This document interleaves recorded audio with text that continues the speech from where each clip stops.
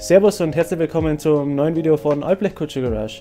Mit diesem Video hier starten wir jetzt die neue Videoreihe, und zwar Kompressor Swap am M50B25.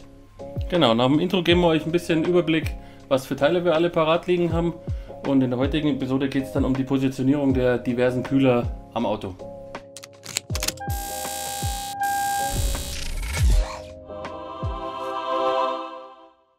Ja, zur Info für euch, wir haben uns hier für ein Kit von der Firma GP Power entschieden. Das ist eigentlich so mehr oder weniger das Rundum-Sorglos-Paket, da ist alles dabei, was man braucht. Und wie ihr seht, beinhaltet sehr viele schöne Teile. Ja, das Herzstück vom Kit ist natürlich der Lader von der Firma Rotrex. Das ist ein C3094, also es ist das Stage 1 Kit. Ja, wenn wir uns den Lader mal genauer anschauen, wie ihr seht, die eine Seite schaut aus wie ein Turbolader, auf der anderen Seite die Riemenscheibe für den Antrieb über den Riemen. Hier ist jetzt noch eine größere Riemenscheibe drauf, die werden wir noch auf eine kleinere wechseln. Und wie der Warnhinweis sagt, den Lader am besten im trockenen Zustand ohne Öl nicht durchdrehen, und wenn, nur ganz vorsichtig im Uhrzeigersinn, am besten aber vermeiden. Dann geht es natürlich weiter mit jeden Mengen Rohren, Schläuchen, Schellen, weil die Ladeluftverrohrung im Motorraum ist sehr sportlich, da werden wir noch viel Spaß haben damit, glaube ich. Wobei ich denke, dass wir nicht das ganze Zeug da brauchen. Weil wenn man schaut, das ist ein Satz Rohrbögen, da drüben haben wir noch jede Menge. Also ich denke, da werden wir nicht alles vom brauchen. Genau, wie wir sehen, liegen da schon zwei Kühler parat. Das kleinere ist ein Kompressorölkühler, weil der Kompressor einen eigenen Ölkreislauf hat. Das daneben ist ein Motorölkühler, der ist nicht Bestandteil des Kits. Den will ich aber zusätzlich verbauen, einfach um da die Thermik im Motor ein bisschen besser im Griff zu haben. Genau, wir machen aber da noch ein eigenes Video dazu, mit welchem Ölfiltergehäuse wir das machen. Dass es auch eine schöne Lösung wird, dass es auch, sag ich mal, einigermaßen sauber ausschaut und auch sauber funktioniert. Was vielleicht bei dem Kompressorölkühler noch zum Sagen ist, das ist ein komplett geschlossenes System. Das heißt, da hängt nichts mit dem Motoröl oder so zusammen. Das heißt auch, dass es ähnlich wie beim Turbo ist, dass man die ganze Geschichte erst ordentlich warm fahren muss, weil das Öl muss da drin ja auch auf Temperatur kommen. Genau, was haben wir hier noch? Wir haben hier noch eine Benzinpumpe, eine Valbro. Da dürfen wir uns auch noch spielen, weil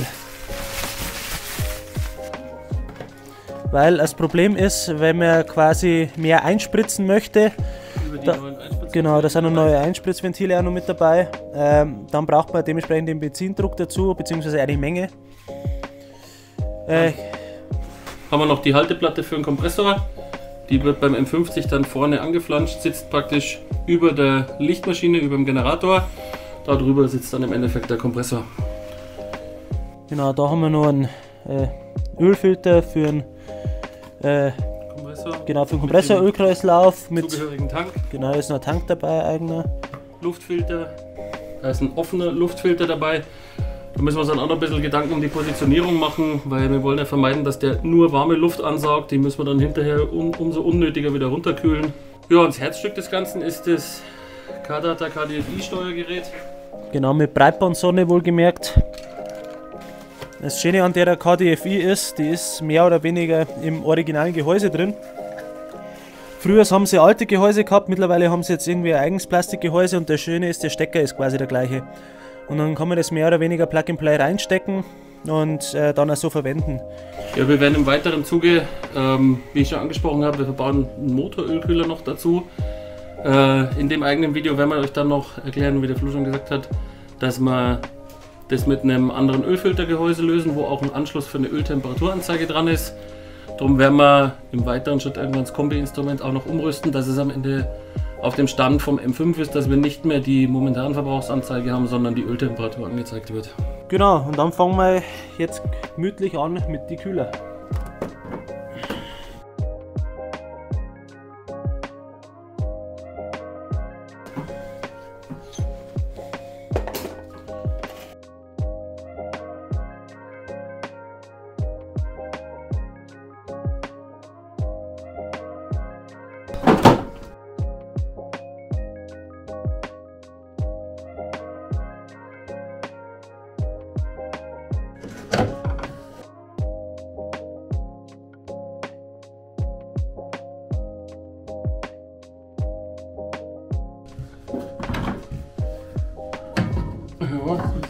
Ja.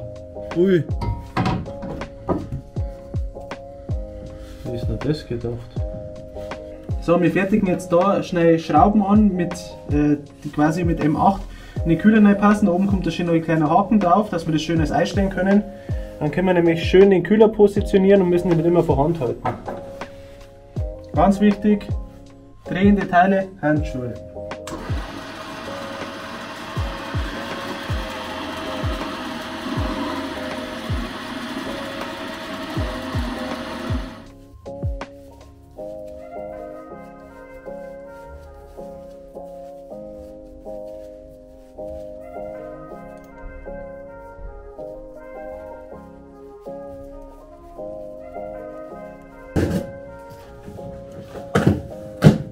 Jetzt können wir probieren, ob die Schürze drüber geht. Was ich aber verneinen kann, weil wenn der Metallträger da drüber sitzt, ist schon vorbei.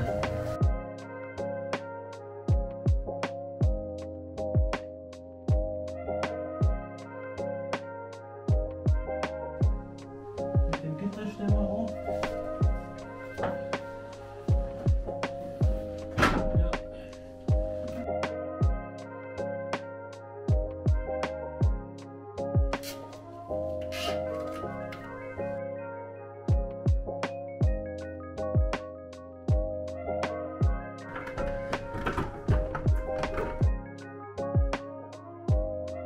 Jetzt haben wir jetzt den Kühler schon mal reingehalten.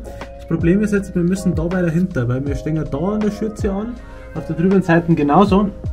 Das Problem ist, die Schürze muss trotzdem noch einen ganzen Zentimeter, eher 2 nur nach hinten.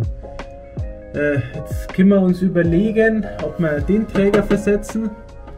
Das dauert uns beim Ölkühler, da haben wir nicht die nächsten Probleme, dass die Anschlüsse da nicht hinkommen. Wird uns da ein bisschen helfen.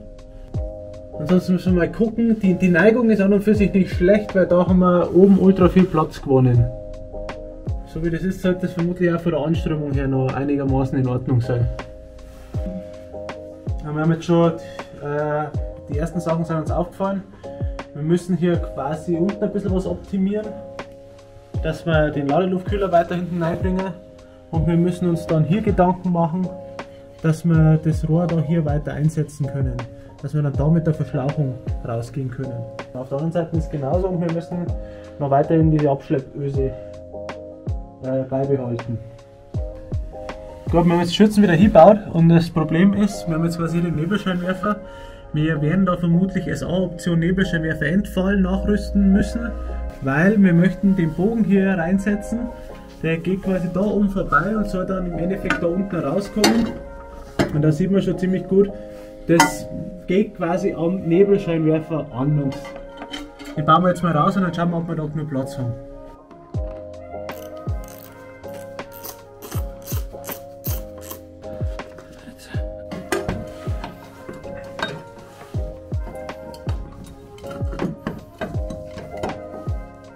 Da kann man da unten eine 4 Reihe. Jetzt müssen wir bloß den Längsträger da optimieren, dass wir weiter hinterkommen.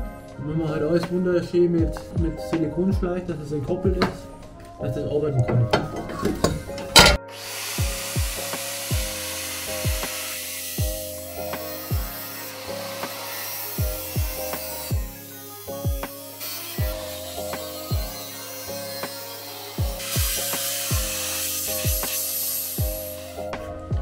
So, wir haben jetzt da unten schon ausreichend Gängigkeit. Da wird man schön vorbeikommen da unten. Das wäre alles okay. Das Thema, was wir jetzt noch haben, ist, dass wir da oben, hier oben, noch deutlich weiter rein müssen, weil wir sonst an der Schürze vorne weit anstehen. Jetzt müssen wir quasi den Längsträger hier noch ein bisschen optimieren. Und auf der drüben Seite ist es das Problem, dass wir hier die Abschleppöse noch recyceln müssen. Die werden wir nehmen, Plan reinmachen und dann entweder hochbiegen oder weiter reinsetzen, das sehen wir dann.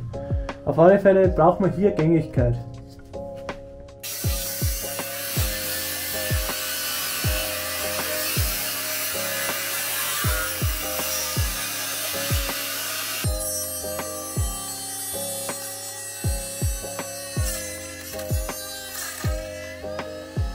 So, wir haben jetzt ein bisschen Gängigkeit geschafft und dadurch haben wir jetzt die Möglichkeit, dass wir diesen Ladeluftkühler, der quasi vorher hier gegangen ist, jetzt da hinten schon ein bisschen versenken können bis auf diese Tiefe.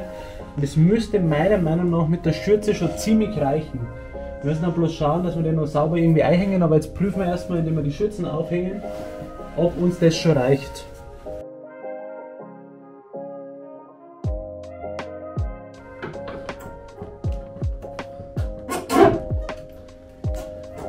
Gut, jetzt sieht man schon, der Ladeluftkühler, der passt schon relativ gut. Also, wenn ich da noch ein bisschen dagegen drücke, dann ist das okay, dann geht er da schon ausreichend weg. Der kommt dann noch ein bisschen weiter rein, Servoleitungen oben, das sind uns jetzt noch ein bisschen im Weg, da müssen wir uns so ein bisschen Gängigkeit schaffen, deswegen liegt er da halt immer ein bisschen weiter unten. Aber prinzipiell so, die Schürzen liegt rechts und links schon am Pralldämpfer an und damit passt es eigentlich soweit schon. Wir müssen jetzt da den Abschlepphaken wieder rein operieren, den pumpen wir jetzt an, dann machen wir die Schürze nochmal runter, dann schmeißen wir durch und dann haben wir da richtig schön Platz, dass wir die laue Luftverrohrung dran vorbei bekommen.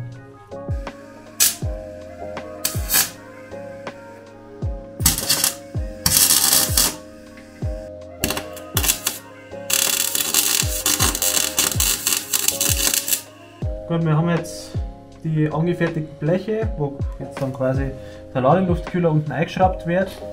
Die müssen wir jetzt am Auto positionieren. Wir haben jetzt dazu das hier schon ein bisschen optimiert, dass wir hier dann das Blech einsetzen können. Dafür gibt es extra solche Zangen, dass man das Blech jetzt festkriegt. Das werden wir jetzt von unten punkten und dann können wir da perfekt das noch nachher dann ein bisschen ausrichten, dass wir dann den Ladeluftkühler da reinstellen und dann uns oben noch was mit der Befestigung überlegen.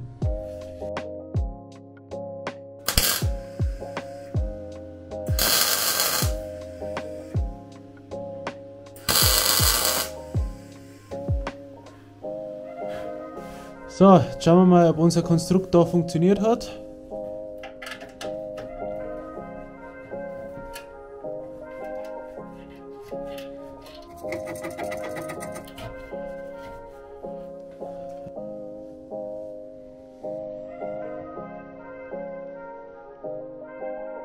So, wir haben jetzt da schon mal einen Samplehalter gebaut.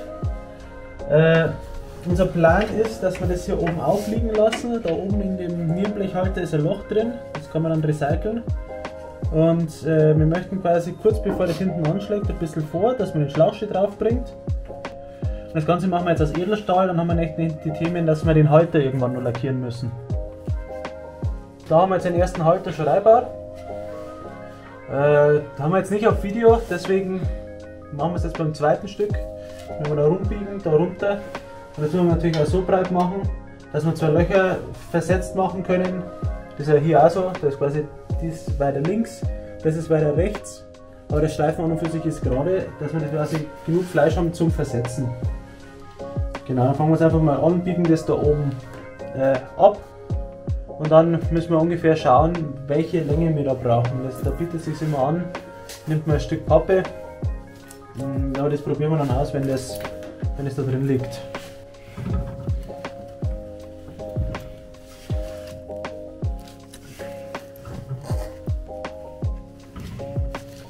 Sie sahen eine menschliche Abkantbank.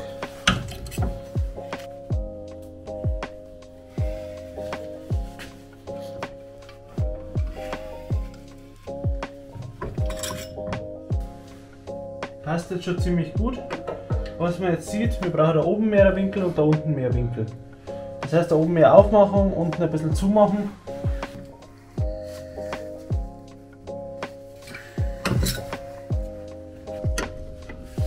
So, jetzt müssen wir noch die Löcher anzeichnen, verschrauben, fertig. Wir haben jetzt am Halter hier noch den Ausschnitt für die Servoleitungen eingebracht. Jetzt schneiden wir hier unten nochmal quer rüber, damit das nicht ewig lang aussteht.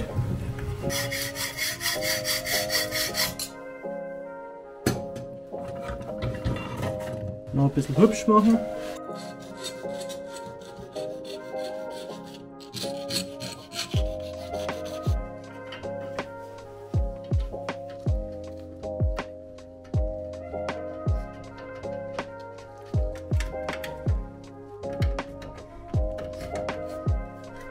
Gut, Nierenblech haben wir schon wieder drin.